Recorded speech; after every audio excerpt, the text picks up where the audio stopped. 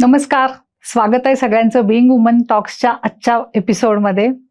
आज आपण भेटणार आहे बर्वा स्किन थेरपीच्या फाउंडर कामाक्षी बर्वे यांना. स्वागत आहे कामाक्षी तुमचं या एपिसोडमध्ये. आपले स्किन, केस हे सगळं आरोग्यपूर्ण आणि छान राहावं यासाठी बर्वा स्किन थेरपीची प्रॉडक्ट्स आहेत आणि ही बर्वा स्किन थेरपीची प्रॉडक्ट्स आत्ता आंतरराष्ट्रीय दर्जाची आहेत. आंतरराष्ट्रीय जे ब्रँड्स आहेत त्यांच्या समोर हा ब्रँड पण एकदम पाय रोवून उभा आहे. हा ब्रँड आंतरराष्ट्रीय स्तरावर नेण्यासाठी काय काय कसे प्रयत्न झाले, हा प्रवास कसा होता, हे आज आपण कामाक्षी यांच्याकडून जाणून घेऊयात. तर माझा पहिलाच प्रश्न असा आहे की हा प्रवास कसा होता? छान होता, इंटरेस्टिंग होता, खूप काही शिकवणारा होता, आपल्याला तपासून पाहायला लावणारा होता. बरं. जे आपले स्किल्स आहेत हे खरंच याला स्किल्स म्हणलं जातं का, या कसोटीपर्यंत तपास घेऊ शकणारा असा हा प्रवास होता असं मला वाटतं. मी छोट्या गावातून येते. बरोबर. माझं गाव सातारा. हो. मी वाढले, लहानाची मोठी झाले तिथेच. शाळा ही माझी तिथलीच, डेक्कन एज्युकेशनची न्यू इंग्लिश स्कूल. या शाळेमध्ये मी शिकले. शुद्ध मराठी माध्यमातून माझं शिक्षण झालेलं आहे. त्यामुळे आपल्याला विचार करायची जी सवय असते ना, ही मराठीतच असते. हो. त्यामुळे आपण आपल्या भाषेमध्ये आपलं म्हणणं जेव्हा मांडतो तेव्हा मला वाटतं ते छान पोचतं सगळ्यांच्या पर्यंत. जगाची भाषा इंग्लिश आहे का? हो आहे, नक्कीच आहे. पण हे कधी जेव्हा तुम्ही मोठ्या स्तरावरती जाणार आहात तेव्हा. पण सुरुवातीला तुम्हाला जे कम्युनिकेट करायचं आहे, तुम्हाला जे सांगायचं आहे, हे जर तुम्ही तुमच्या भाषेमध्ये सांगितलं तर ते जास्ती चांगल्या पद्धतीने पोचलं, आवडलं. आणि मला वाटतं आम्ही सुरू करेपर्यंत कॉस्मेटिक्स म्हणजे काय, स्किन केअर म्हणजे काय असतं, मेकअप हा स्किन केअर पासून वेगळा कसा असतो, किंवा बॉडी केअर हा स्किन केअरचाच एक भाग मानला जातो का वेगळा आहे, याबद्दल कुठल्याही कंपनीचा तुम्ही वेबसाईट जर काढलीत तर सगळं फक्त इंग्लिशमध्येच लिहिलेलं असायचं. खरंच. तुम्हाला तुमच्या भाषेमध्ये हे कोणीच समजावून सांगायचं नाही. आणि मला देखील हा प्रॉब्लेम वाटायचा की अरे का हे मराठीत का नाही कोणी सांगत.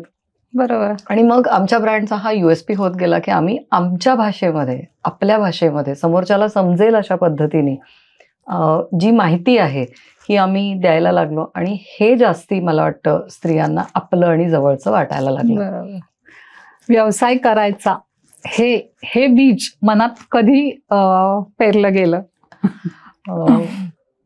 खरं सांगू का, मला वाटतं मी एक धडपडी मुलगी आहे आणि मी अशीच आधीपासूनही होते बहुधा. माझे वडील व्यावसायिक असल्यामुळे आणि आई बँकेमध्ये असल्यामुळे एक प्रकारची जी शिस्त तिने घरामध्ये ठेवली होती. म्हणजे साध्या सोप्या गोष्टी होत्या. आईचा एक डबा होता ज्याच्यावरती लक्ष्मीचं चित्र होतं आणि तेव्हाच्या ह्याच्याप्रमाणे प्रॉपरली असा पत्रासारखा उघडणारा, जसं तेव्हा अल्युमिनियमच्या अशा पेट्या पण यायच्या त्याच पद्धतीचं, पण वरती लक्ष्मीचं चित्र होतं. आणि हा डबा तिच्या कपाटामध्ये असायचा. त्याच्यामध्ये स्टेपलर किंवा पंचिंग मशीन हे जवळपास मी लहान असताना, म्हणजे आता 45 वर्षापूर्वी, हे घरात कुणी ठेवत असेल अशी शक्यता खरंच खूप कमी होती. पण माझी आई त्या बाबतीत भयंकर शिस्तीची होती. बँकेच्या काही गोष्टी तिच्याकडे घरी पण असायच्या, ज्याच्यामध्ये एका बाजूला लाल आणि एका बाजूला निळं असं पेन असायचं. म्हणजे पंचिंग मशीन असेल किंवा कॅमलचा जो गम यायचा, डिंक असायचा, बाटली, छोटी बाटली, तर हे सगळं तिच्या त्या डब्यामध्ये असायचं. आणि कधीही आम्हाला शाळेच्या प्रोजेक्टसाठी म्हणून जर काही लागणार असलं आणि तर आम्ही तिला विचारायचो की आई हे हवंय घेऊ का, ती फक्त एकच सांगायची, परत जाग्यावर ठेवा. एवढी एकच गोष्ट सांगितलेली असायची. आणि कुठेतरी मला असं वाटतं की व्यवस्थितपणा किंवा नीटनेटकेपणा जो व्यवसायामध्ये सुद्धा गरजेचा असतो, मग ते प्रॉडक्टच्या पॅकेजिंगवरचं लेबल चेक करणं असेल किंवा हे लेबल छान दिसतंय का नाही हे बघणं असेल, याच्यासाठी कुठेतरी मला वाटतं तिने जी घालून दिलेली शिस्त होती की वस्तू घ्या तुम्ही तुमच्या गरजेनी, पण ती पुन्हा जाग्यावर गेली पाहिजे. तर कदाचित तिचा विचार असा असावा की तुम्हालाच पुढच्या वेळेला ती उपयोगाला येणार आहे. तुम्ही जर ती नीट जागेवर ठेवली नाहीत तर नुकसान तुमचं आहे. मला वाटतं खूप लहान वयापासून तिने आम्हाला या गोष्टीची समज दिली. बँकेत असल्यामुळे रजिस्टर घालणे, नीटनेटकेपणा, वह्यांची पुस्तकांची शाळा सुरू होण्याच्या आधी कव्हर्स घालणे, हे सगळं आईकडून शिकले मी. आणि त्याच्यामध्ये मी परत म्हणेन की ती अत्यंत शिस्तीची होती, तिला बेशिस्त अजिबात खपायची नाही. बरोबर. या बाजूनी आपण म्हणतो की जर वडिलांनी मला व्यवसाय शिकवला असेल तर ही शिस्त मला आईकडून मिळाली. मग फक्त आई आणि वडिलांनीच शिकवलं असं आहे का? तर नाही, आपण आपल्या आजूबाजूच्या प्रत्येकाकडनं काही ना काहीतरी शिकत असतो. आणि मला तर असं वाटतं आता की मी माझ्या वयाची 25 वर्ष माझ्या आई वडिलांच्या बरोबर जशी राहिले तशीच पुढची 25 वर्ष मी आता माझ्या सासरी पण राहते आहे. बरोबर. सो माझ्या नवऱ्याचे वडील जे आहेत, तर बाबा हे तर शास्त्रज्ञ वृत्तीचा माणूस आहेत. सो त्यांच्याकडून आजही 82व्या वर्षी तुमचं काम हे 100% करण्याचा प्रयत्न करा, हे जर त्यांना 82व्या वर्षी करावं असं वाटत असेल तर मला वाटतं हे आम्हाला हाताला धरून न शिकवता त्यांनी त्यांच्या कृतीतूनच ते बऱ्याचदा ही गोष्ट दाखवून देतात.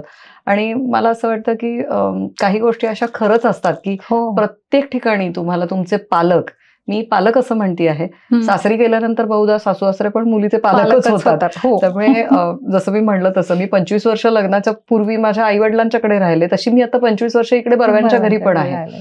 त्यामुळे बाबांकडून तो एक गुण नक्की घेण्यासारखा आहे. अत्यंत शोधक वृत्तीचे आहेत ते. का हा प्रश्न आजही त्यांना 82व्या वर्षी पडतो. त्यामुळे मग त्याची उत्तरं शोधणं जे आहे हे जसं त्यांना करता येतं तसंच ते कुठेतरी ते आमच्यामध्ये पण ते आणायचा प्रयत्न करतात की शोधा, ह्या प्रश्नाला उत्तर नक्की असलं पाहिजे. जगातला असा कुठलाच प्रश्न नाहीये ज्याला उत्तर नाहीये. पण मग ते शोधायला तुम्ही कमी पडताय का हे शोधा. आणि प्रत्येक व्यावसायिकांनी मला वाटतं त्याच्यातला तो शोध जो आहे हा अशाच पद्धतीने जर चालू ठेवला तर तो तुम्हाला नक्कीच प्रेरणा देणारा असतो. हे तर मी पालकांच्या किंवा मोठ्या व्यक्तींच्या बाबत सांगितलं. तुमचा लाईफ पार्टनर हा देखील तुम्हाला खूप काही शिकवणारा असतो. तुम्ही त्याला आणि त्यांनी तुम्हाला, हे 50-50% मला वाटतं ही पार्टनरशिप असते.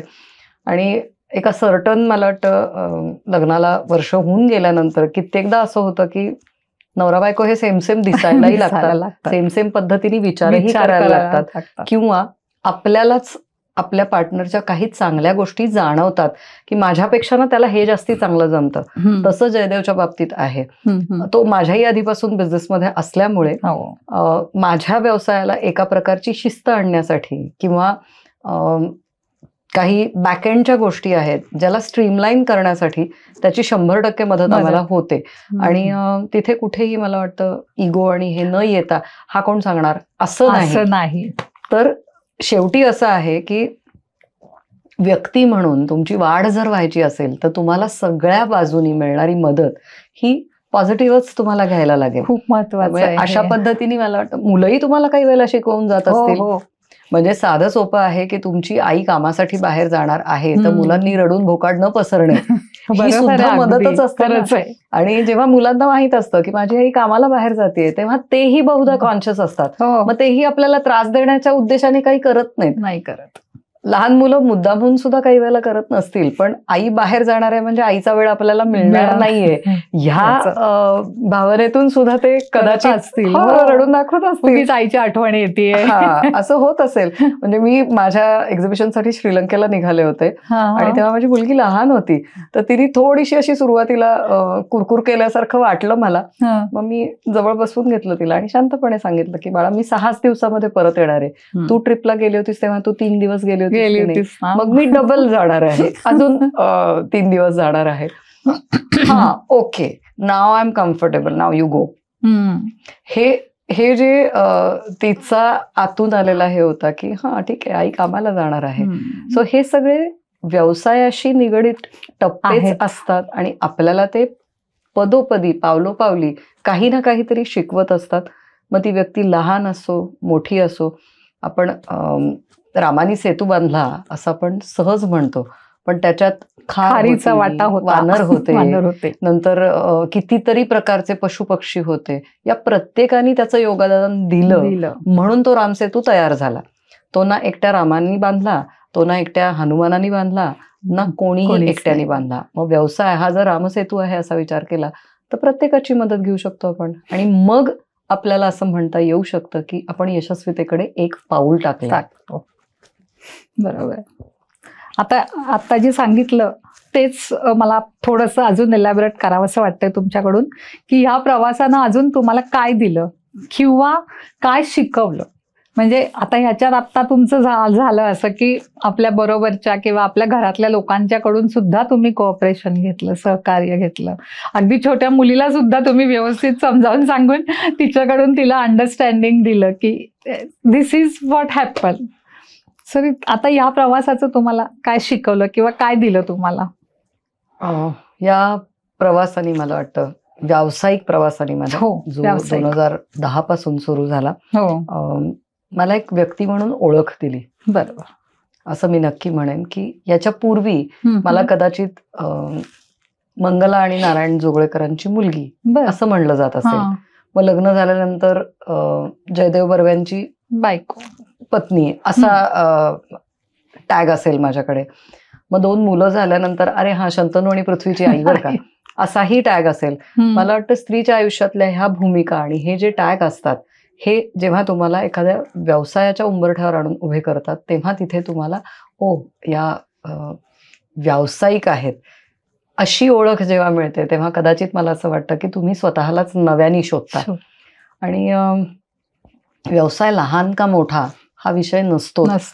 तो किती होलसम आहे, तो तुम्हाला काय देऊन जातो यावरती मला वाटतं व्यक्ती म्हणून तुम्ही कसे इव्हॉल्व्ह होत जाता आहात हे पण राहतं. हँड इन हँड जाणाऱ्या ह्या गोष्टी आहेत. 50% तुम्ही व्यवसायाकडून घेता आणि 50% तुम्ही व्यवसायाला देता. त्यामुळे एक व्यक्ती म्हणजे तिच्या व्यवसायाचा एक भाग असतो.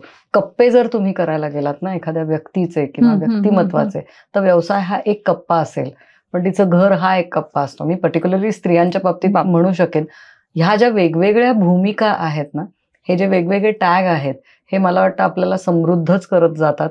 आणि ही समृद्धता जी आहे ही हळूहळू व्यवसायामध्ये पण पर्कोलेट होत जाते.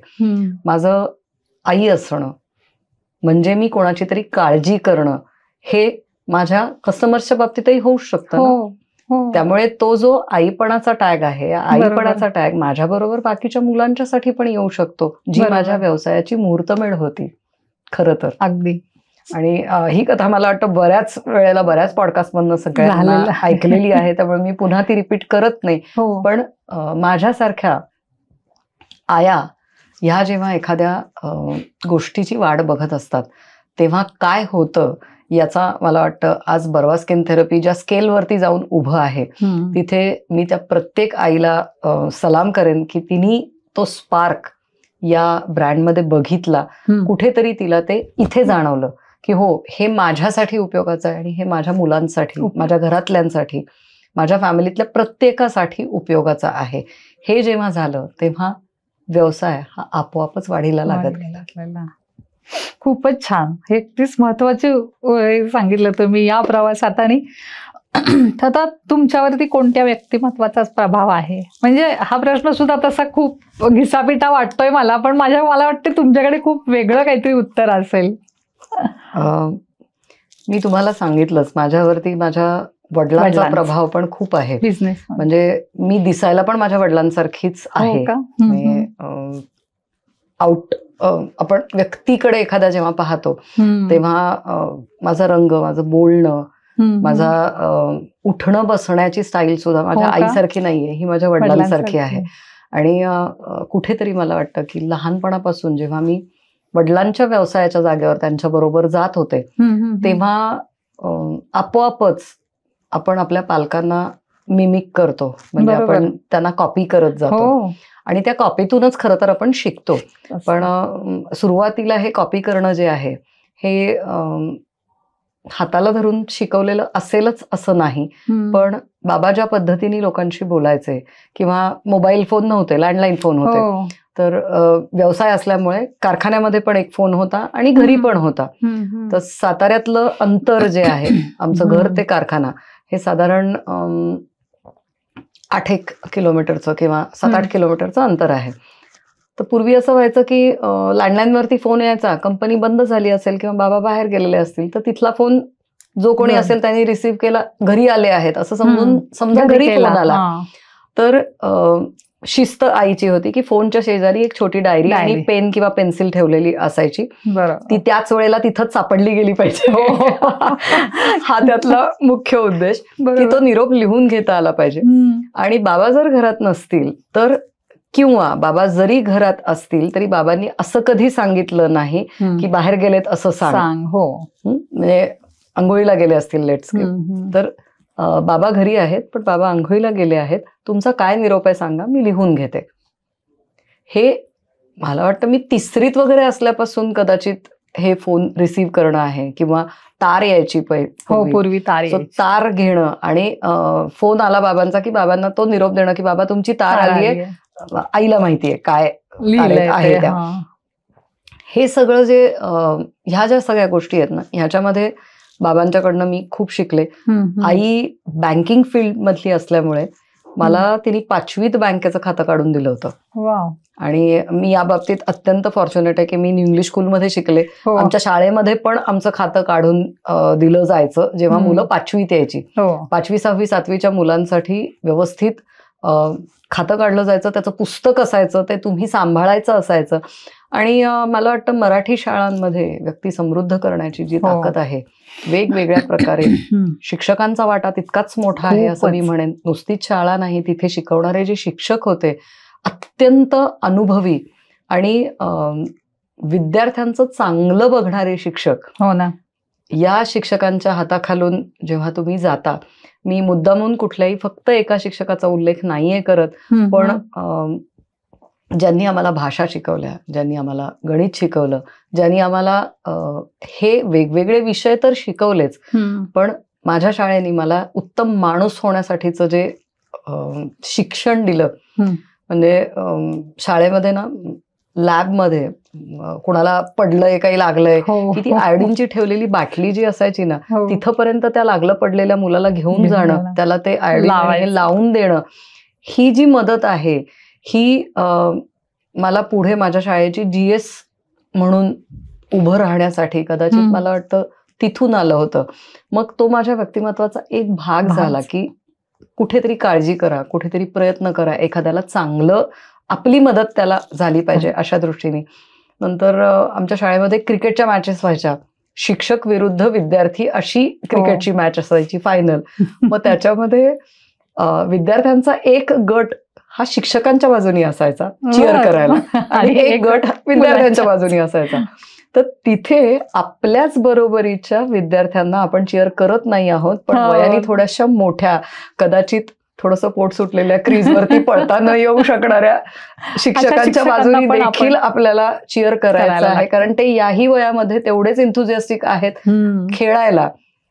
आणि अशा परंपरा जेव्हा माझी शाळा जपत होती, मला कॉलेजपेक्षा सुद्धा ना मला शाळेचं कौतुक थोडंसं जास्तच आहे. आणि हे मला कायम सगळेजण म्हणतात की तुझ्या बोलण्यातनं पण ते येतं बाहेर. शाळा ही तुम्हाला जितकी समृद्ध करून दे, मला तरी शाळेनं जितकं समृद्ध केलं आहे तितकं कॉलेजनी बहुधा नाही केलं. 11वी 12वी मध्ये मी सायन्स घेऊन शिकले. सायन्स कॉलेज, साताऱ्याचं सायन्स कॉलेज, तिथे शिकले मी. तिथेही माझा एक सब्जेक्ट टेक्निकल हा होता. इलेक्ट्रिकल मेंटेनन्स असा थोडासा ऑफबीट विषय मी घेतला होता, ज्याच्या अंडर मी सुतारकाम पण केलं, ज्याच्या अंडर आम्हाला लोखंडाचं काम पण असायचं, म्हणजे चक्क लोखंडी जॉब्स बनवणं हे पण केलेलं आहे.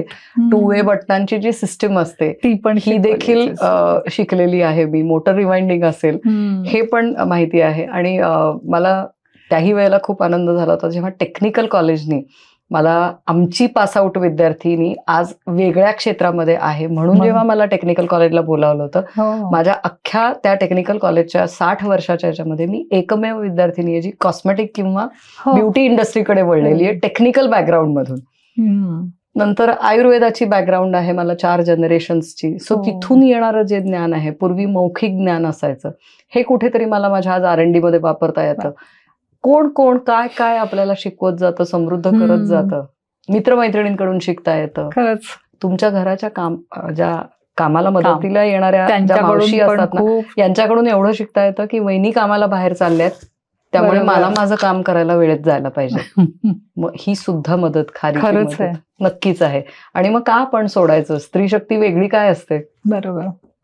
कितीतरी स्त्रिया आहेत की ज्यांच्या घरी सिनियर्स कोणी नाही आहेत, पण त्यांच्या आजूबाजूच्या मैत्रिणी आहेत, ह्या कामाच्या मावश्या आहेत, ह्याच मदतीला उभ्या राहणार आहेत. बरोबर. मग घ्यायची मदत आणि जायचं पुढे. हा एवढा मोठा ब्रँड उभा करताना आपली मानसिकता कशी असायला पाहिजे, म्हणजे कशी होती आणि किंवा कशी असायला पाहिजे? जशी कुठल्याही व्यवसायाची सुरुवात असते, छोटी असते सुरुवात. माझ्याही व्यवसायाची सुरुवात छोटीच होती. ब्रँड काही आज अचानक एकदम मोठा झालाय असं नाहीच होत. ओव्हर द पिरियड जेव्हा तुम्ही सातत्याने एखादं काम करत जाता तेव्हा तुम्हाला एका सर्टन स्टेज पर्यंत पोहोचता येतं. त्यामुळे एखादा व्यवसाय तुम्हाला जर आपलासा वाटत असेल किंवा काही ठरवून आता ना मी व्यवसाय करणार आहे असं ठरवून मला वाटतं गोष्टी बहुधा नाहीत होत. सहज जितक्या होतील तितके तो जो स्मूथनेस असतो ना, हळुवारपणा आहे त्यातला, किंवा सहज घडून जाणं जे आहे हे मला वाटतं होणं सोपं होतं. कधी व्यवसाय तुम्हाला निवडतो, कधी तुम्ही व्यवसायाला निवडता, पण तरी पण कुठल्याही बाजूनी जरी असेल तरी त्याच्याकडे तुम्ही पॉझिटिव्हली बघायला शिका. एखादी अडचण जरी आली तरी ती तुम्हाला काही ना काहीतरी शिकवून जाणारी असते. असं नाहीये की अडचण आली म्हणून आता काय करू मी असं बसून जर तुम्ही राहिलात तर त्याच्यातून येणारी जी निगेटिव्हिटी आहे ती तुम्हाला पुढे जाण्यासाठी मदत नक्कीच करत नाही, ती कुठेतरी तुमची वाढ खुंटवते. मग आलेला अडथळा हा किती मोठा आहे याचा अंदाज घेऊन तुम्ही तुमची पूर्ण ताकद लावून उडी मारायची असते. बरोबर. ओके, मी माझं 100% दिलंय, कदाचित अंदाज चुकेल, तुम्ही तो खड्डा थोडासा मोठा असेल तर त्याच्यात पडालही, पण ते पडताना तुम्ही मांजरासारखे कदाचित त्या 4 पायावर पडाल. खड्ड्यात सुद्धा तुम्हाला तिथे उभं राहणं गरजेचं असतं. पडला जरी आहात तुम्ही तरी पुन्हा उठून उभे राहा, अंग झटका, कुठे काय काय लागलंय बघा, आणि पुन्हा त्या खड्ड्यातून मी बाहेर कसं येणार आहे ह्याचा विचार जर आपण करू शकलो. कारण मला वाटतं करोनासारखा मोठा खड्डा प्रत्येकाच्या आयुष्यात येऊन गेलाय. तुम्हाला काही वेगळं आणि मला काही वेगळं असं नक्कीच झालेलं नव्हतं. प्रत्येकाला असहाय्य वाटणं, हतबल वाटणं, अडकलो आहोत असं वाटणं, हे व्यक्ती म्हणून जसं झालं तसंच व्यवसायाच्या बाबतीतही झालं होतं. काय पुढे सरकत नाहीये, काही होतच नाही आहे, किती दिवस हे असं, हा म्हणजे ती जी अनिश्चितता होती, अनसर्टनिटी जी होती, ही संपणार कधी आहे हे कोणालाच माहिती नव्हतं. तेव्हा तुमचं ते जे धैर्य आहे, जे टिकवून, म्हणजे माझ्या नवऱ्याचं वाक्य आहे, मी जे म्हणलं ना तुम्हाला की कधी कधी असं होतं आपल्या पार्टनरचे विचार आपले होत जातात. व्यवसाय जेव्हा तुम्हाला करायचा असतो तेव्हा टिकून राहा, टिकून राहा आणि टिकून राहा.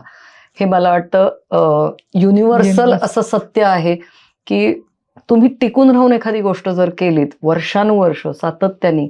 माझ्या मागच्याही एका पॉडकास्टमध्ये मी म्हणलं होतं की टाटा ह्या नावाला वजन का आहे, तर त्यांचं ते सातत्य, म्हणजे एक व्यक्ती म्हणून चांगलं असण्यातलं सातत्य, त्या व्यक्तीने व्यवसायामध्ये चांगलं करण्याचं सातत्य आणि सतत लोकांना चांगलं देण्याचं सातत्य, हे जर आपल्याला टाटांकडून शिकता येत असेल तर मला वाटतं तिथला जो मंत्र आहे, तुम्ही टिकून राहा आणि काम करा, ते आपोआप तुम्हाला यशाकडे घेऊन जातं. कधीही असं झालेलं मला तरी नाही वाटत आहे की कुणी पाहिलं आहे की माणूस सातत्याने चांगलं काम करतोय आणि तरीही तो अपयशी आहे, असं होत नाही. कुठे ना कुठेतरी तो ब्रेक मिळणं जे आहे हे होतं. अगदी आपण ऍक्टर्सच्या बाबतीत पण पाहतो ना, स्ट्रगल, त्यांना तरी चुकलाय का? नाहीच. आयांना तरी चुकलाय का? नाही. अगदीच. मग व्यावसायिकांना का चुकेल? तो येणारच आहे. त्याला ओलांडून पुढे जाण्यासाठी आपली ताकद गोळा करून किती उंच झेप मारू शकतो आपण, ह्याच्यावरती आपण खड्ड्यात पडणार का खड्ड्याच्या बाहेर जाणार हे नक्की ठरणार आहे. हे खड्ड्याचं मी अनुभवलेलं आहे. प्रत्येकाला अनुभव येतो ताई. म्हणजे पडून असं वाटलं झालं आता शून्य आलो, पण शून्यावरून कुठल्या कुठे गेलो आता हे जाणवतंय. म्हणजे आम्ही सगळ्या जगाने मला वाटतं आज डिजिटलचा इतका जो बोलबाला आहे, 18 साली 19 साली कोणाला वाटलं तरी होतं का की शेवटी तुम्हाला तुमचं सगळं दुकान हे डिजिटलवर नेऊन मांडावं लागेल. बरोबर. मी दुकान हा शब्द अत्यंत जबाबदारीने वापरते आहे, कारण डिजिटल हे दुकानच आहे. ज्या पद्धतीने एखादा व्यावसायिक आपल्या दुकानाचं शटर उघडतो आणि व्यवसायासाठी तिथे बसतो, अगदीच हे अशाच पद्धतीचं काम आहे ना. तुम्ही काय करता आहात, तुमच्याकडे कुठला प्रॉडक्ट आहे हे तुम्हाला दाखवणं, हेच काम आहे डिजिटलच. म्हणजे डिजिटल जे माध्यम आहे त्याचं हेच काम आहे. आणि पैसे देऊन ते विकत घेणं, म्हणजे तिथेही आपण पैसे देतो आणि हे द्या. तुम्ही दुकानदाराकडे फिजिकली गेलात तर तुम्हाला तो वस्तू देणार आहे, तुम्ही त्याला पैसे देणार आहात, त्यावर जीपे करणार आहात आणि वस्तू घेऊन येणार आहात. इथे वेगळं आपण काय करतोय, हेच तर करतोय. मी तसंच करते ना. बर्वाकडून मला ज्या गोष्टी मागवायच्या असतात, काजळ, मेकअप, मॉइश्चरायझर, या सगळ्या गोष्टी तर मी वापरतेच. म्हणजे आता ज्या दिवशी आपली ओळख झाली त्या दिवसापासूनच मी सुरू केलं वापरायला. तर तसंच आहे, दुकानात जाऊन वस्तू विकत घेतल्यासारखंच आहे अगदी. मग करोनाने हे डिजिटल दुकान नेमकं मांडायचं कसं याचे पण आपल्याला काही लेसन्स दिलेले आहेत. म्हणजे ते नीटनेटकं असलं पाहिजे, ते छान दिसलं पाहिजे. दिसणं जे आहे, म्हणजे जो दिखता है वो बिकता है असं म्हणतात. सो दिसा, मग नुसते दिसा का नाही, तर चांगले दिसा. म्हणजे तुमचं पॅकेजिंगही छान असलं पाहिजे, तुमच्या प्रॉडक्टची फोटोग्राफीही छान असली पाहिजे, त्याच्यातलं लाइटिंग चांगलं असलं पाहिजे, तुमचा तो प्रॉडक्ट उठून दिसला पाहिजे. कुठलाही प्रॉडक्ट असेल, तुम्ही साड्यांचं काम करताय, तुम्ही दागिन्यांचं काम करताय, तुम्ही अजून काही गोष्टी करता आहात, तुम्ही शेविंग किट देता आहात लोकांना, कुठलाही प्रॉडक्ट असेल तरी मला वाटतं हे ठोकताळे बदललेले नाही आहेत. आणि हे ठोकताळे जेव्हा तुम्ही व्यवसायासाठी मापदंड म्हणून ठेवता आहात, तेव्हा ती गुरुकिल्ली जी आहे त्या व्यवसायाची, ते दुकान चालण्याची, ही मला वाटतं सहज आणि हळूहळू आपल्याला गवसत जाते. मी हळूहळू एवढ्यासाठी म्हणते आहे की एका रात्रीत हा बदल झालेला नाही.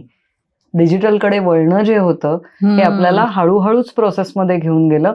प्रत्येकाला असं लक्षात आलं की मला ह्याच्याकडे वळण्याशिवाय आता पर्याय नाही आहे. म्हणून प्रत्येक जण हळूहळू आपल्या व्यवसायाचं स्वरूप डिजिटलकडे पण घेऊन गेला. जिथे फिजिकलची पण गरज होती तिथे फिजिकलही राहिलं आणि डिजिटलकडे पण गेलो आपण. बरोबर. त्यामुळे हे एक एक असे टप्पे आहेत जे पार करत गेलो की जो अल्टिमेट गोल आहे तिथपर्यंत आपण पोहोचतोच आहे. आत्ताचे जे हे आपण आपल्या दुकानाबद्दल डिजिटल बोललो, तर हेच प्रॉडक्ट्स कसे भराभर घेतले जातात लोकांकडनं. तर तुमच्या इतके ब्रँड्स आहेत, तर बर्वा ब्रँडचं एक वैशिष्ट्य काय आहे, तुमचं वेगळे पण कशात आहे? बर्वा ब्रँडचं वेगळे पण मला वाटतं याच्यामध्ये आहे की आम्ही कुठेतरी निसर्गाच्या जवळ जाणारं उत्तमातलं उत्तम जे आहे हे देण्याचा प्रयत्न करतो आहोत. आणि ते देखील आयुर्वेदाचा आधार घेऊन, पण मॉडर्न फॉर्म मध्ये. म्हणजे तूप हे बहुगुणी आहे हे मी नव्यानं सांगायची गरज खरंच नाही आहे. वर्षानुवर्ष आपल्या घरांमधनं तूप असतं. अगदी शिवाजी महाराजांच्या काळापासून किल्ल्यावरती तुपाच्या विहिरी असणं आणि जखमी सैनिकांना ते जुनं तूप लावणं, का तर त्याच्यामध्ये तुमची जखम भरून आणण्याची ताकद आहे. मग हे जर दाखले 350 वर्षापासूनचे आहेत, तर मी तुम्हाला त्यातनं वेगळं काही नवीन सांगायचंय असं नाही.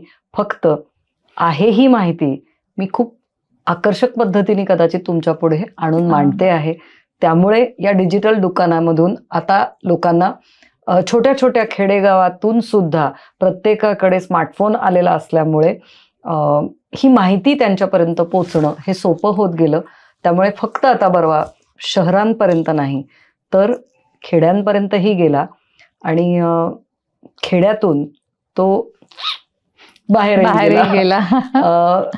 शेवटी असं आहे की कुठेही राहिलात तुम्ही तरी तुम्हाला तुमच्या स्किनची काळजी असणं, तुमच्या केसांची काळजी असणं.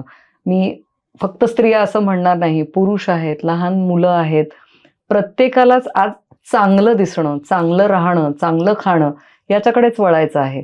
त्यामुळे वेलनेसकडे जर तुम्ही जाणार असाल, एका चांगल्या जीवनशैलीकडे जाणार असाल, तर तिथे मला वाटतं बर्वा आपल्याला घेऊन जातो उत्तमाकडे, चांगल्याकडे, निसर्गाकडे, नैसर्गिक गोष्टींकडे. हे बर्वाचं वेगळे पण जसं लोकांना समजत गेलं, याच्यापासून मला काही त्रास होणार नाही आहे याची खात्री वाटत गेली, प्रॉडक्ट वापरल्यानंतर खात्री पटत गेली आणि मग तुमचे कस्टमर्स हे तुमच्यासाठी कायमचे आणि तुमचे ब्रँड अँबॅसेडर्स बनत गेले. अजून एक गोष्ट मला विचारली जाते नेहमी की सेलिब्रिटींपर्यंत तुम्ही कसे पोहोचलात.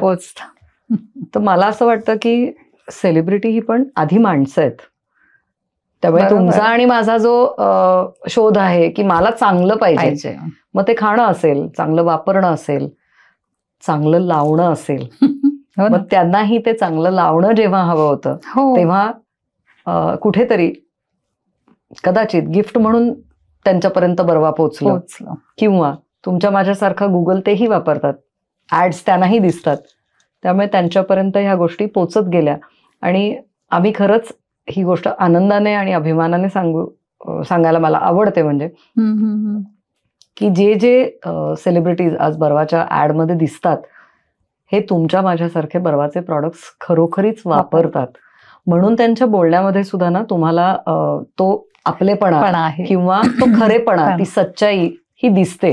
म्हणजे सुबोध भावे आज मोठं नाव आहे आपल्या इंडस्ट्रीमधलं, पण सुबोध भावे सारखा ऍक्टर जेव्हा सांगतो की बर्वाचं अगदी कमी किमतीचं प्रॉडक्ट आहे ॲलोवेरा जेल, हे सगळ्यात मला वाटतं लोएस्ट प्राइसचा प्रॉडक्ट तोच असेल आमचा, पण त्याच्याबद्दल सुद्धा तो इतक्या खरेपणाने सच्चाईने बोलतो की मला तो ॲलोवेराचा हे लावून बाहेर पडल्यानंतर पुन्हा माझ्या केसाला स्टायलिंग जेल लावण्याची गरजही पडत नाही. मी माझ्या मेकअप दादांना सांगून टाकलंय मला वेगळं काही लावू नका.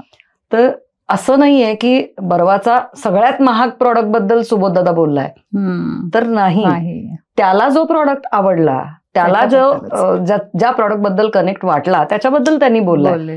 मग ऍक्टर म्हणून किंवा सेलिब्रिटी म्हणून आम्हाला सांगता आलं असतं ना त्याला की 1000 रुपयाचा हा प्रॉडक्ट आहे, ह्याच्याबद्दल बोल तू म्हणून. पण नाही ना, त्याला जे पटलं, त्याला जे आवडलं बर्वातल्या प्रॉडक्ट बद्दल, त्याच्याबद्दल तो बोलला आहे. आणि हे आम्हाला जास्ती जवळचं वाटतं की त्याच्यातल्या व्यक्तीला जे जाणवलं, जे पटलं ते त्यांनी तुम्हाला सांगितलं. आणि बर्वाचा प्रवास हा अशाच पद्धतीचा उलटा आहे का. सेलिब्रिटीज आधी टीव्हीवरती जाहिराती करतात आणि मग आपण प्रॉडक्ट विकत आणतो. बर्वाच्या बाबतीत मला वाटतं आपण आधी प्रॉडक्ट आपल्या म्हणजे आपण सर्वसामान्य माणसांनी हे प्रॉडक्ट पहिल्यांदा वापरले आणि मग ते कुठेतरी सेलिब्रिटीज पर्यंत जाऊन पोहोचले. आणि म्हणजे उलट झालंय, हा प्रवास उलटा आहे पण छान आहे, छानच आहे.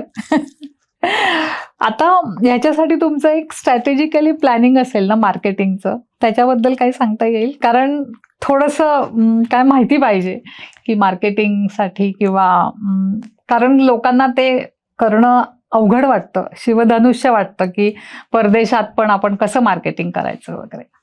तर मला असं वाटतं ताई, पहिल्यांदा आधी तुमचा तुमच्या कामावर विश्वास आहे ना हे बघा, तुमचा तुमच्या प्रॉडक्टवरती विश्वास आहे ना हे बघा, त्याची क्वालिटी द बेस्टच असेल हे बघा.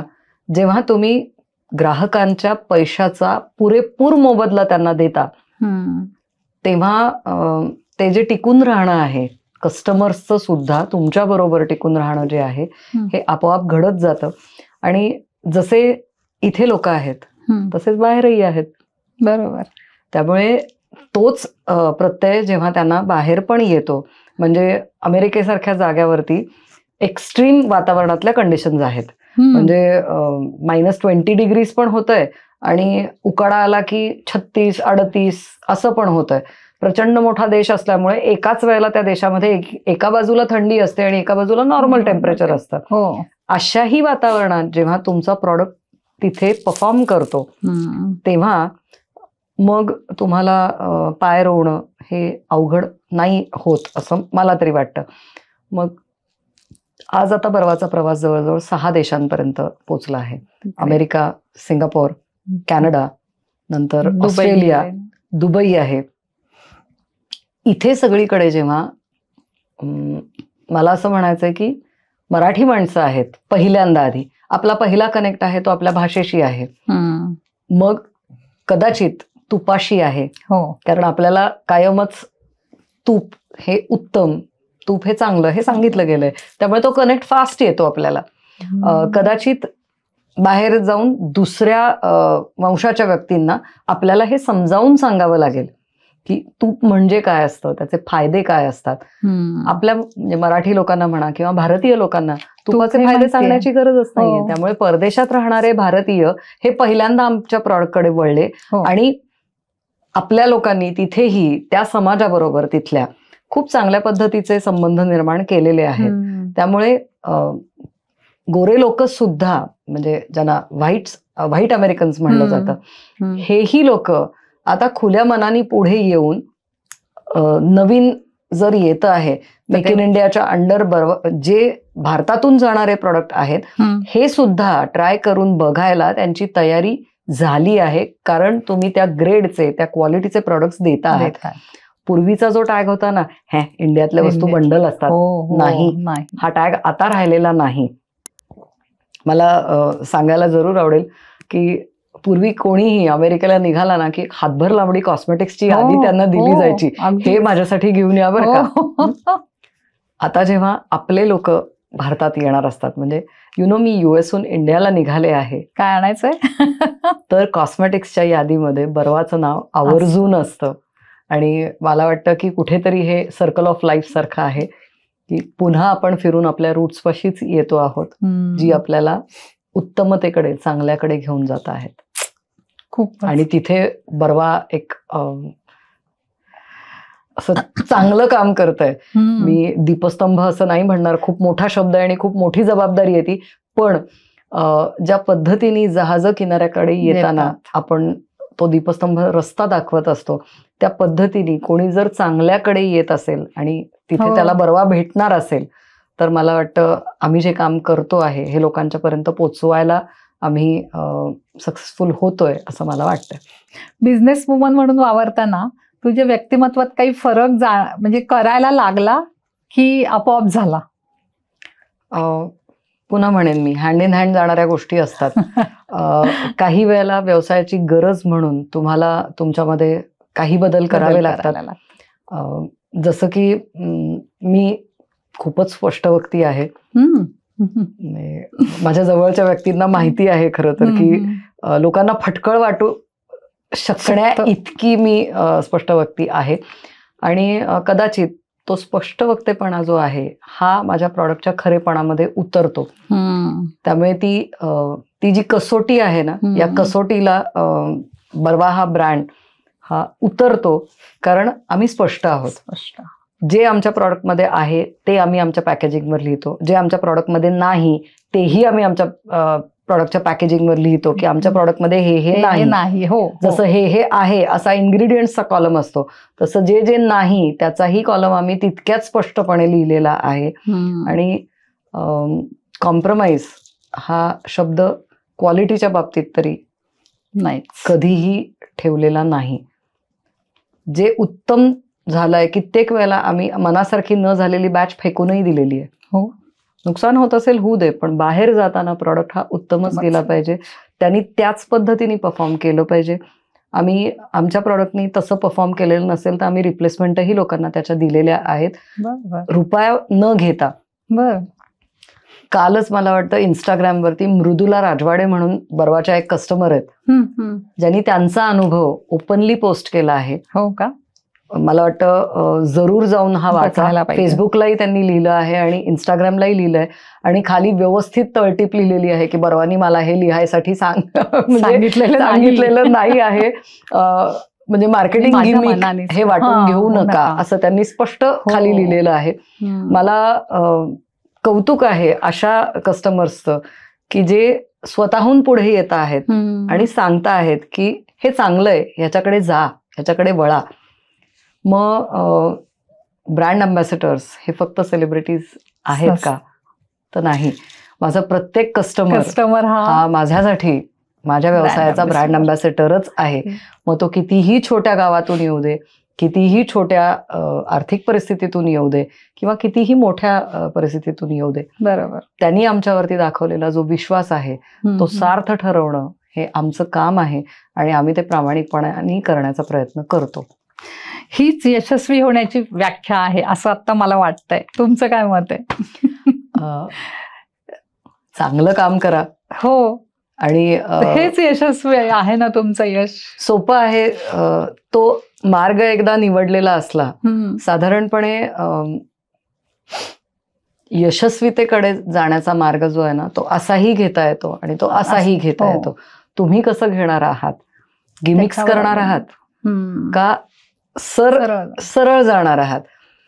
मग तो झापडं लावलेला घोडा असतो ना टांग्याचा, त्याला आजूबाजूनी आवाज येत असतात, त्याला कळतही असतं की हा ह्याच्याही पलीकडे काही आहे, पण नाही, रस्ता ठरलेला आहे, त्या मार्गाने आपल्याला जायचं आहे. आमचा रस्ता हा आम्हाला तोची विठ्ठल बरवा, बरवा म्हणजे उत्तम, याच्याकडे घेऊन जाणारा आहे. हे आम्ही पहिल्या दिवशी डोक्यामध्ये फिक्स केलेलं आहे. त्यामुळे आम्ही चांगल्या मार्गावरती जाणार आहोत. त्यामुळे तिथे यशाची खात्री जर असेल तर येस, आम्हाला तो मार्ग यशाकडे घेऊन जातो आहे आणि हीच त्याची व्याख्या असू शकते. त्यामुळे एक व्यक्ती म्हणून व्यवसाय करताना मला आनंदच होतो आहे. खूप छान. असा एखादा एक क्षण किंवा एखादा प्रसंग की जिथे मी कृतकृत्य झाले असं वाटलं, जो प्रसंग? काम करत असताना मला जवळजवळ तर 15 वर्ष पूर्ण होत आली आहेत. 15 वर्षामध्ये अनंत असे एक्सपिरियन्सेस आले की ज्याच्यामध्ये असं वाटावं खरंच म्हणजे विशी पिळावी असा हे येतो. कॉलर ताट करावी का? एकदम. एक 86 वर्षाच्या माझ्या कस्टमर आहेत. बर. आता मला सांगा की आपण जे म्हणतो की बरवा हा फक्त स्त्रियांसाठी आहे का? हो. तर नाही. एक आजोबाजी आहेत ज्यांना म्हणजे हा समजून घेतला ना तर इतका छोटा वाटणारा प्रॉब्लेम आहे खरं तर. या वयामध्ये स्किन पातळ व्हायला लागलेली असते. हो. आणि चष्मा असल्यामुळे रेग्युलर चष्म्याची रीम गालाच्या इथे राहून त्यांची इथली स्किन पातळ होतीये. आणि केमिकलचा कुठलाही प्रॉडक्ट लावला म्हणजे मॉइश्चरायझर म्हणा किंवा अजून काही म्हणा तर इथली स्किन ना त्यांची हुळहुळी होतीये. आता हा म्हणाल तर खूप म्हणजे निग्लिजिबल हे आहे, पण वयाच्या 86 मध्ये हे जे होतंय हे मला कुठेतरी त्रास देतंय हे जाणवल्यानंतर त्यांनी नातीला सांगितलं की अगं तुझं ते क्रीम आहे ना ते मला जरा लावून बघायचंय. मग त्या आजोबा आजींनी ते लावून बघितलं. अर्थात मी त्या नातीलाही थँक्यू म्हणेन की तिने ते त्यांना सांगितलं आजोबा दुसरं काहीतरी लावण्यापेक्षा ना तुम्ही हे लावून बघा, हे तुपाचं आहे. त्या आजी आजोबा दोघांनी मला वाटतं सलग 1-2 महिने आपला प्रॉडक्ट वापरला आणि नंतर त्यांनी नातीला सांगितलं की कळव बर का जरा त्यांना की आम्हाला ना इथे छान वाटतंय आता. वा, क्या बात आहे. कुठेतरी माझे आता इथे नसलेले जे आजी आजोबा असतील, मला वाटतं वेगळा आशीर्वाद मला त्यांनी काय दिला असता कदाचित हाच असेल ना. सो हे आजी आजोबा मी त्यांना पर्सनली ओळखत जरी नसेन तरी हा इन्सिडन्स जो आनंद देऊन जाणारा आहे, जो कॉलर ताठ करायला लावणारा आहे की वयाच्या 86व्या वर्षी सुद्धा मला त्यांना त्यांची गरज भागवता येते आहे. जशी मी वयवर्ष 3च्या मुलीला स्टेजवरती जाणार आहे म्हणून लिपस्टिक हातात देऊ शकते की केमिकलची न लावता ही लावा, किमान ही तिला त्रास नाही देणार, तसंच वयाच्या 86व्या वर्षी सुद्धा घडू शकतं. हे आमच्यासाठी खरंच आनंदाची गोष्ट आहे. आणि अशा अनंत स्टोऱ्या बर्वाकडे आहेत. मी त्या वेळोवेळी सांगतही असते. मला एक विचारायचं होतं की आपण स्किन केअर म्हणा किंवा हेअर केअर हे सगळं वरून लावतो, पण अशा काही गोष्टी आहेत की ज्या तुम्हाला आतून सुद्धा थोड्या काही म्हणजे रिपेअर करायला लागतील किंवा ते घ्यायला लागेल. तर बर्वाने असे काही प्रॉडक्ट्स आता काढले, इंट्रोड्यूस केलेले आहेत? हो, गेले वर्षभर बर्वाच्या वेबसाईटवरून किंवा बर्वाच्या सगळ्या विक्रेत्यांच्या कडून न्यूट्रास्युटिकल असं नाव तुम्ही ऐकत होतात किंवा हे पाहायला मिळत होतं. याचं नाव आम्ही बदलून घेतो आहोत. प्रोप्रायटरी आयुर्वेदिक मेडिसिन या अंडर त्याचं आमचं लायसन्स आता झालेलं आहे. आणि न्यूट्रास्युटिकल न म्हणता आम्ही आयुर्वेदिक प्रोप्रायटरी मेडिसिन असं म्हणू शकतो आहोत. आयुर्वेदानी आपल्याला जी जीवनशैली जगावी हे शिकवलं. याच्यामध्ये काही घटक असे आहेत जसं 1 ॲपल अ डे हे आपल्याकडचं वाक्य नाहीच आहे. वन आवळा अ डे हे आपल्याकडचं वाक्य आहे. खरंच एक आवळा खा जो तुम्हाला आरोग्याचा म्हणजे असा होलसम हे देणार आहे, गुरुकिल्ली आहे अक्षरशः ती तुमच्या आरोग्याची. तो व्हिटॅमिन सीचा मोठा पुरवठादार आहे, जो तुमचे केस गळणार नाही याच्याकडे पाहतो. असं जे आपल्याला आयुर्वेद सांगतो किंवा हे जे ज्ञान आहे हे कुठेतरी बर्वाच्या शॅम्पू मध्ये पण आम्ही आवळ्याचा वापर केलेलाच आहे. पण तरी सुद्धा पोस्ट करोना हेअरफॉलचे प्रॉब्लेम्स खूप जास्त लोकांना येत आहेत. हे जसं आमच्या लक्षात आलं तसं आमच्या R&D टीमला आम्ही ऍक्टिव्हेट केलं आणि मग त्यांच्याकडून काही फॉर्म्युलेशन्स तयार झाली आणि त्याच्यामध्ये ही जी मेडिसिन्स बनवली गेली आहेत, कॅप्सूल्स बनवल्या गेल्या आहेत, याच्यामध्ये यशामला, अश्वधा, निजष्ठा आणि आता अजून 2 त्याच्यामध्ये ऍड होत आहेत. ते म्हणजे पुनर्मी, जो महिलांच्या विशेष जवळचा विषय आहे. मेनोपॉजमध्ये होणारे जे सगळे शरीरातले बदल आहेत याच्यावरती काम करणारा हा फॉर्म्युला आहे पुनर्मी. माझ्यातली मी पुन्हा एकदा जशी होते तशी पुन्हा मला सापडण्यासाठी म्हणून तो पुनर्मी हा फॉर्म्युला येतो आहे. आणि मूलशुद्धी म्हणजे आपल्याकडे काहीही शरीरामध्ये उत्तमरित्या ॲब्झॉर्ब होण्यासाठी पहिल्यांदा आधी डिटॉक्स असा शब्द वापरला जातो आहे. तर डिटॉक्स हा जो शब्द आहे याला आपल्याला शरीराची शुद्धी असं आयुर्वेदामध्ये म्हणलं जातं. त्यामुळे मूळ शुद्धी, मुळातून तुमची शुद्धी होण्यासाठी म्हणून 5 गोळ्यांचा कोर्स आहे. बरं, म्हणजे महिनाभर घ्यायच्यात वगैरे नाही, 5 गोळ्यांचा कोर्स जो रोज रात्री झोपताना तुम्हाला 1 गोळी घ्यायची आहे, जी तुमचा गट क्लिनिंग करून तुमचं डिटॉक्स पूर्ण करणार आहे. आणि त्याच्यानंतर जेव्हा तुम्ही ह्या तुमच्या प्रॉब्लेमसाठीच्या गोळ्या पुढच्या घेता आहात तेव्हा तुम्हाला त्याचा असर देखील तितकाच चांगल्या पद्धतीने मिळू शकणार आहे. म्हणजे हा अनुभव आम्हाला, अर्थात ह्या ज्या आधीच्या ज्या गोळ्या आहेत 3 या तर कस्टमर्सना आता माहिती पण आहेत कारण त्या गेल्या वर्षभर जवळजवळ मिळत आहेत.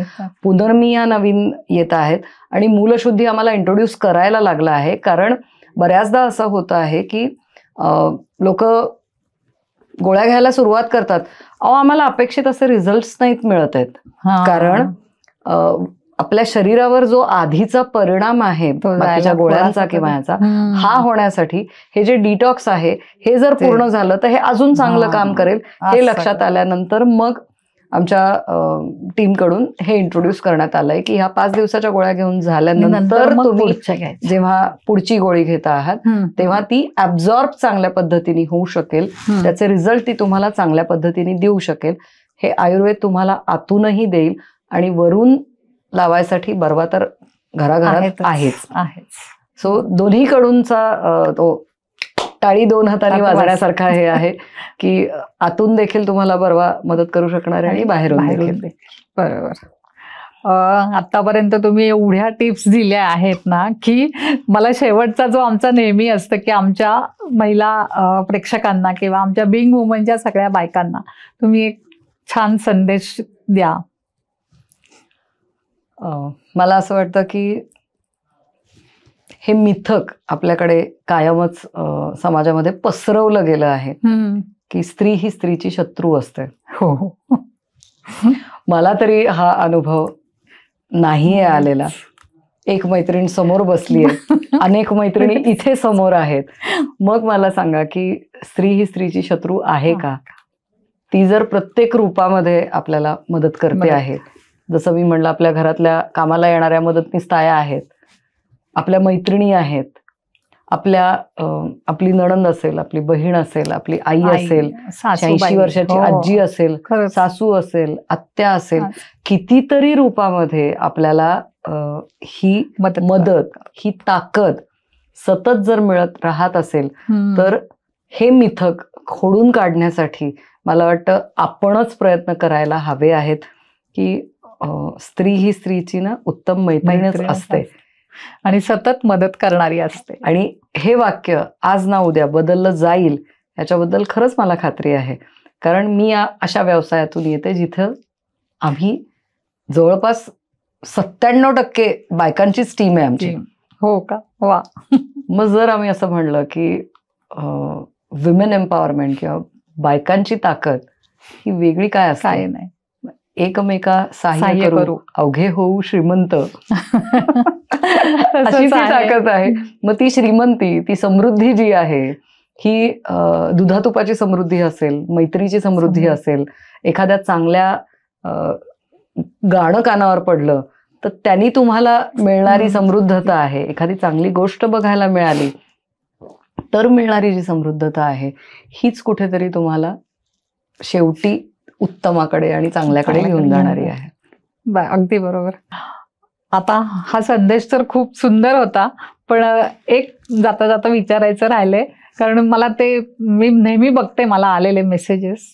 बरोबर, आता सांस्कृतिक प्रोडक्शन मध्ये पण उतरते आणि 2 प्रोग्राम तुमचे झालेले आहेत सेटल, म्हणजे चालू आहेत, तर त्याबद्दल थोडं सांगा ना, कसं काय त्याच्यामध्ये.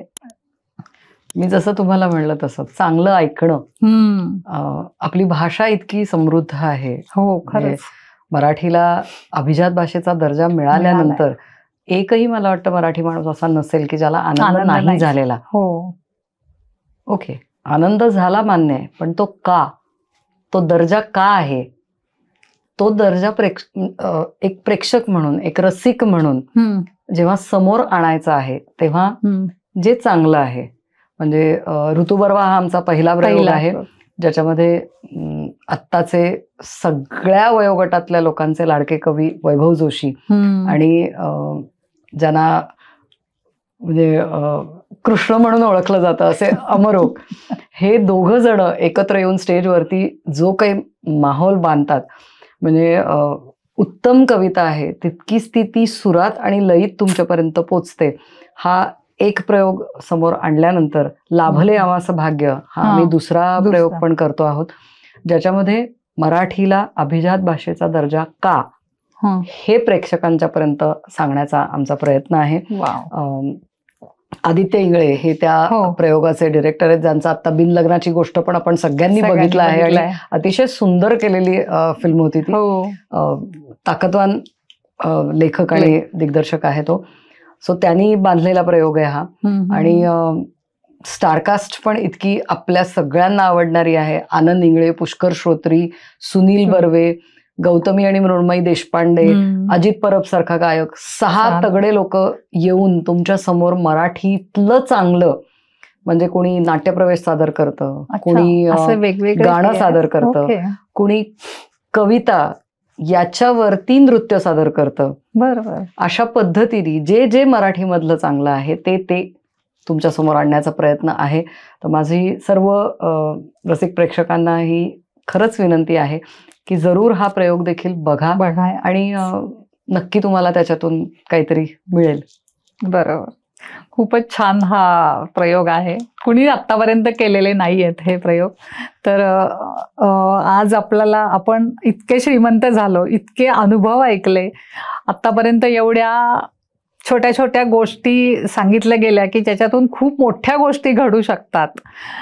तर खूप धन्यवाद आल्याबद्दल इकडे आणि आम्हाला एवढे छान सगळा प्रवास सांगितला आणि त्या प्रवासातून आम्हाला मिळणारा जो काही मार्गदर्शन आहे त्याबद्दल अजून एकदा धन्यवाद.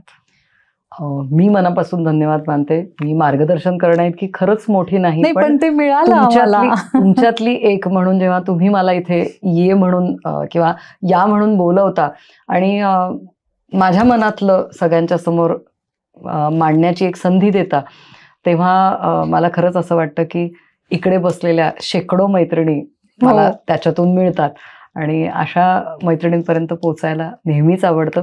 जे जे चांगलं आहे ते घेऊन येण्याचा आम्ही प्रयत्न करतो आहोत. नक्कीच. थँक्यू. नमस्कार.